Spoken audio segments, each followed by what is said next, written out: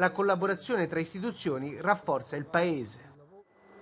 In ordine sparso, così i presidenti delle regioni dopo la decisione del governo di riaprire i confini. Paola Cervelli.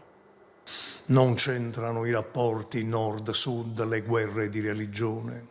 Il ruolo dell'Ariete ancora una volta è di Vincenzo De Luca. Il presidente della Campania affida a Facebook tutto il suo disappunto per la riapertura in sincrono delle regioni, anche quelle con contagi più elevati. Non si comprendono i motivi di merito, al di là di pressioni di varia natura, si sfoga. Stessa linea di altri colleghi del centro-sud che ora temono l'arrivo di asintomatici dal nord. Passaporto sanitario che Così il sardo Solinas, se da un lato candida l'isola e i suoi resort a ospitare eventuali play-off di calcio, subito puntualizza, ma con screening per tutti, giocatori, staff e giornalisti.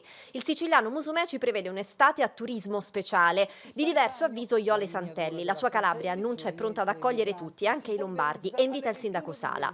Nessun problema a riaprire tutti in contemporanea, lo dice Emiliano in Puglia, lo ripete Ceriscioli nelle Marche. Cauto invece il Lazio. Mentre il nord marcia compatto, sperando di dare ossigeno a imprese ed economia con il via alla circolazione tutti insieme. Dalla Liguria di Toti a Cirio che assicura il Piemonte ai numeri per riaprire dal 3 giugno fino a Zaia. Che non passi il concetto che c'è qualche untore in giro per l'Italia, per cui io ho tifato perché la Lombardia sia assolutamente della squadra.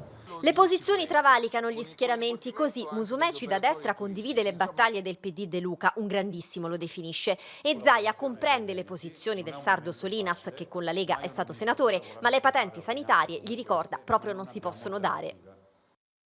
Viaggio all'estero a rischio per gli italiani a causa dei timori di alcuni